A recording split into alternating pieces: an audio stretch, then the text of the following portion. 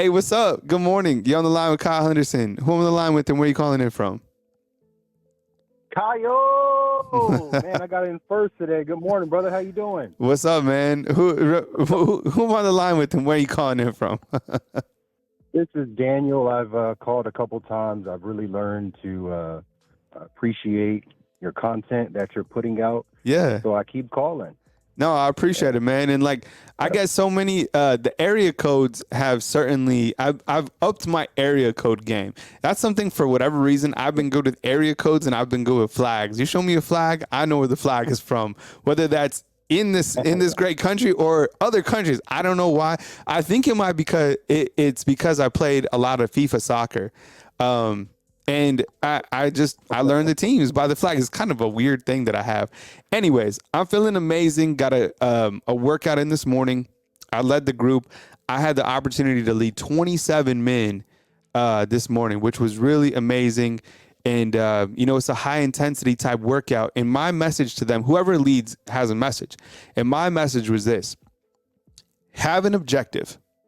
Us as men, we need an objective. Don't just wander around aimlessly. You have to have an objective. That's a small objective. It's a large objective. You have to have a mindset to where you are going to accomplish something. You matter. You, whether you're a parent, or a husband, your career, whatever, like have an objective. And that was my mission to the men today. Daniel, I'm sorry, I didn't catch where you were from, man. We want to put it onside the bumper on the bottom. I'm sorry. I'm originally from Bama, Jacksonville, Alabama, but I'm calling you from Texas. Oh, okay. All right. So Daniel from Texas, we lead off the show, man. So look, it's Coach Saban's 72nd birthday today. Everything that he's done has been really amazing, not only here in Tuscaloosa, but I think for college football in general, because anytime that he says something like the helmet communicators, I feel he's the college football commissioner in a sense. But when you kind of look back, or this year, or, I don't know, a couple moments, what stands out about Coach Saban to you? And when you think about kind of the GOAT, where do you start? One moment I would like to highlight, actually two. One in which, I don't know what game it was, but he ripped into a player, he smacked him on his butt. And I think it was more demonstrative than anything. I don't know if it actually had any power behind it.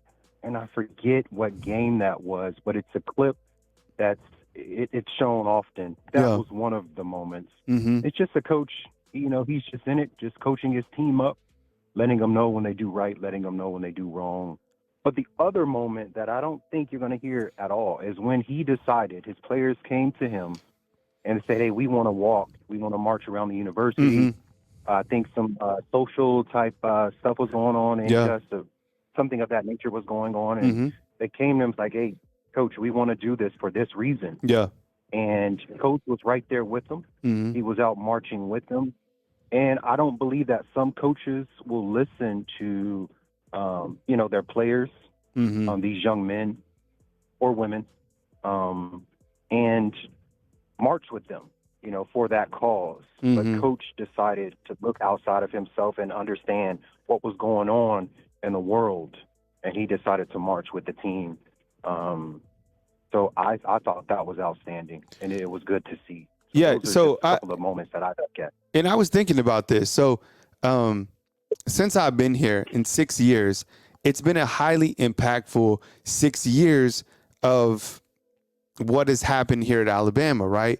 You look at Coach marching with his players, Coach coaching during the COVID time, Coach having Jalen, Coach having Tua, and how he was able to navigate that quarterback process, winning a national title, losing a national title, not making the playoffs. I mean, I've seen it all. And for me, I'm going to share my favorite Saban memory. Is that cool, Daniel? Why I share mine? While we continue to chat?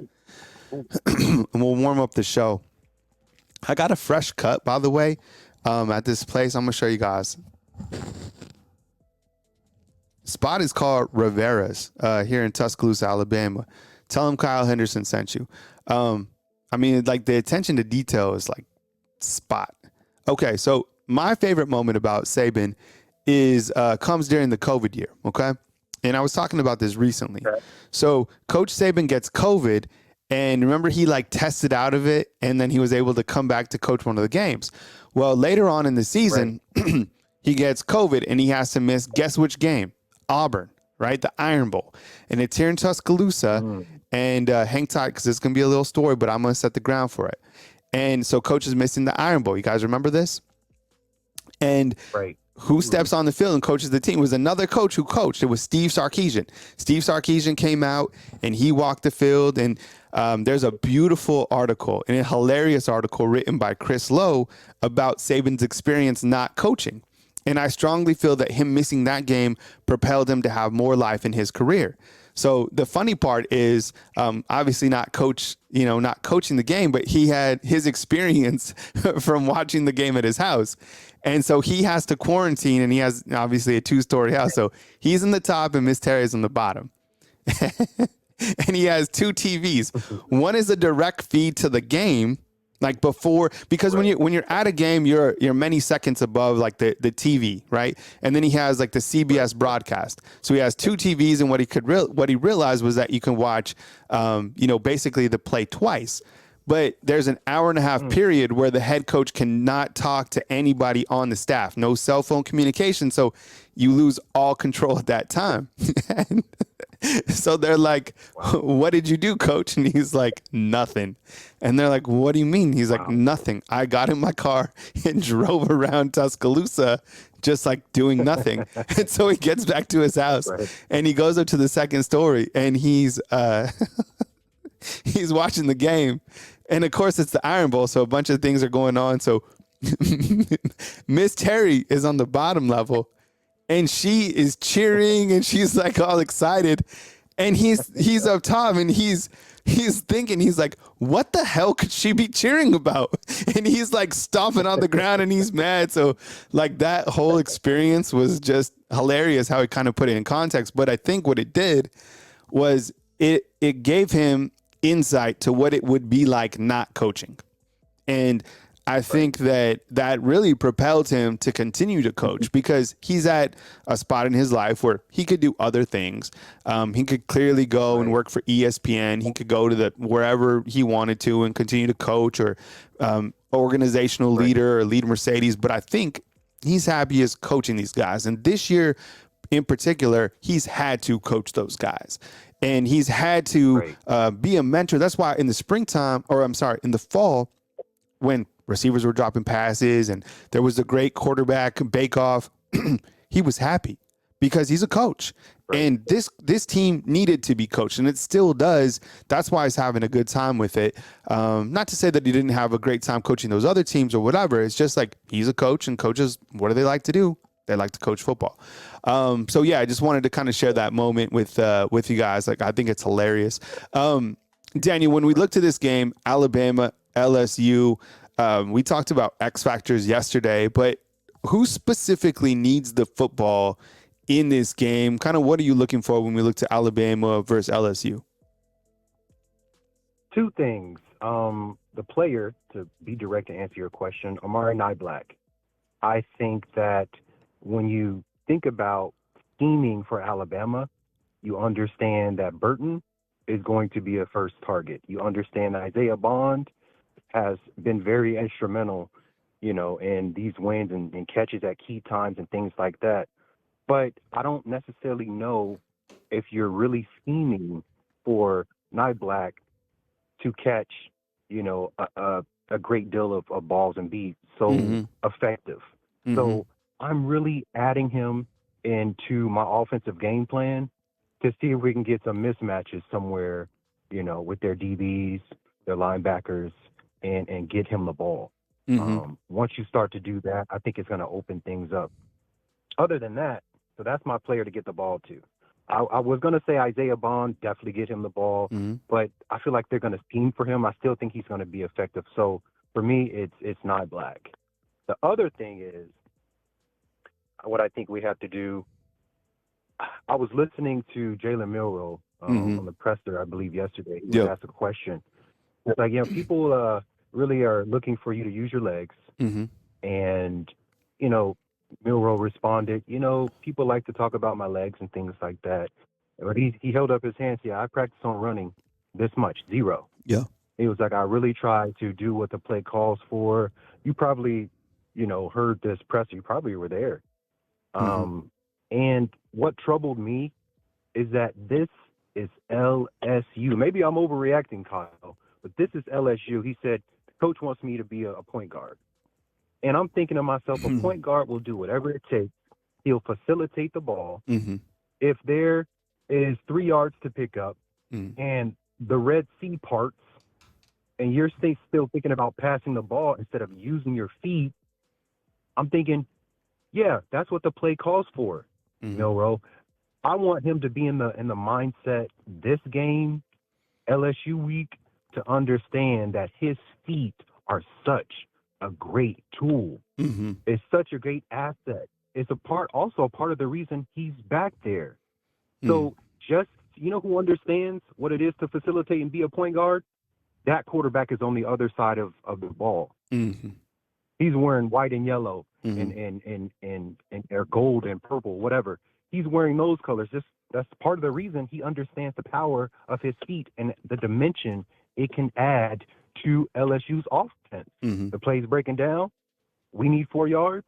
He's going to go get it with his feet. And we need Milroe to be of the same mind, to keep those chains moving, stick to stick, 10 yards by 10 yards, and get in the end zone. That's what I feel we need, and that's why we get the ball to change things up. Not Black, and I want Milroe to be of that mind, to use his feet. Don't hesitate. The play's breaking down, the pocket's breaking down, receivers are covered. We need 3 yards. Go get it with your feet. You're so fast. Have you seen this guy squat in the weight room? Have you seen him power clean? Yeah, and I think, and I'm with Daniel from Texas. I appreciate the call in. Get to my next callers in just a minute. We got a 470, and looks like we got Demetrius as well. I think that we all know who the most dangerous player on the field is, really, and that's Jalen Milroe. And because of his asset to be able to be so dangerous with his legs as well. And I think at some point during the season, maybe on Saturday, we will see him, because if he does start to run, along with his throwing and everything continues to improve, I mean, he's going to be really impossible to stop. I mean, you look at Jane Daniels and everything that he's been able to do, being a dual threat quarterback. I mean, right. the guy is clearly, he's explosive. And I'm talking about Jaden Daniels. Coach Saban was talking about him yesterday. Right. And you're right. I was at the press conference, how they have it as Saban and the players on the back end. And he was asked about Jaden Daniels last year. And he's like, Jaden Daniels killed us. Play breaks down, right. and he talked about design runs. And he was like, yeah, some of them were design runs, but some of them were like the play broke down and he took off. And if Jalen Milroe, if that does happen, and I think it will, honestly, I think there was a time against Arkansas I've talked about a couple times where he almost did that. I think it'll come, and he'll probably take over. But yeah, you got to see it, because you're right. A point guard not only facilitates the ball around the court, but a point guard, they could drop 45, they could drop 50, 100%. It's like whatever kind of they dictate the game. Your point guard dictates the game, dictates the flow, dictates the rotation of the basketball, 100%. And if a point guard needs to take the last second shot or needs to pick up, now in football terms, 3 yards or 7 yards or 15 yards or whatever, point guard does that. Right. All right, so we're playing 3 and out here. Daniel, you got a question for me? I'm always asking you guys the questions, but is there a question that you have for me? Or do you have something else that you'd like to talk about as we kind of lead up to this LSU game on the last point? No, I'll just ask you, do you think that we're going to see more design quarterback runs in this LSU game for Jalen Milroe? And that's it. Yeah. Look, I would say possibly, it's plausible. But I think that they're going to continue to stick on the fact that they just want Milroe to be able to facilitate the football and improve that intermediate passing game. We have seen a couple design runs, but I think what you're going to see more for Alabama is more opportunities for like a Kendrick Law or Isaiah Bond, and that's getting them the football, maybe even that shovel pass that they did in this last game that got everybody excited. You imagine you have shovel passes going across the field with Kendrick Law and Isaiah Bond. I mean, it's like, because I bet Isaiah Bond is the fastest dude on the field, and Kendrick Law is your Debo Samuel. And I think that opens up over the top for Jermaine Burton. So I think quarterback, design runs that could be in there. But I think it's just going to be like green light. If the play breaks down, just take off. But I love your point about Amari Niblack because at some point or another, he is going to have his 150, 200-yard type game to where you're just like, this, you can't stop this guy. But anyways, I appreciate you leading off the show and talking Saban with me. And I hope you have a wonderful Tuesday and a wonderful, Coach Saban's birthday, Halloween. All right. Great content, Kyle. Keep it up, man. All right, man. Take it easy, Daniel. See you, buddy. All right. Bye-bye. So remember, guys, tonight is clearly Halloween. I'll be passing out candy. There'll be like 1,000 kids in my neighborhood. I probably have like 1,000 pieces of candy that I'm going to be giving out tonight. But I'm also going to be watching that playoff selection show, which comes out tonight at 7. And then they're having some sort of media dial-in to where we can like talk to the committee or ask them questions. So who knows? I'll bring that to you. If it's worth bringing content-wise, I will bring that and I'll post it for you guys to listen to. So I don't know. Maybe stay tuned. But I was thinking about this earlier, and we got our calls lined up. We got a 470 and a Demetrius calling in. I mean, the playoff rankings right now, we know. I mean, the only reason they would be like cause to get like really excited is if Alabama was like number 4. It's going to be Georgia number 1, where we're going to say, oh, wow, I'm so shocked. It's probably going to be Michigan number 2 or Ohio State. It'll be Michigan. And then what? You're going to be like, you're not shocked about either of those, right? I think what we're interested to see is 5, 6, and 7. Who are those teams going to be, and what does it look like? Because that is going to really paint a picture to what the playoff committee is kind of dialed into in terms of schedule of strength and quality wins, right? Because you have Florida State, who's undefeated. You have Washington is undefeated. And I think for the most part, we've all had Florida State ranked above Washington, but Washington, I guess, theoretically could be ranked over Florida State, being that Washington does have a good win over Oregon, whereas Florida State's best win is against LSU. What's the better win? I don't know. And then you have Oregon, Texas, and Bama, and a team like, Penn State or Oklahoma, and where those teams kind of fall in line behind Alabama. I think Alabama, that 7 or 8 spot seems good for them. 8 is fine. They'd probably be behind Texas, which is fine with me right now. But, I mean, I think that if Alabama – how about this? This will piss some people off, especially if they're Texas fans. If Alabama and Texas play this Saturday – who's winning? Straight up, seriously, with the quarterback, with Malik Murphy, because that's their quarterback. That's what I'm saying. Is like the playoff rankings aren't in week 2. The playoff rankings are for today.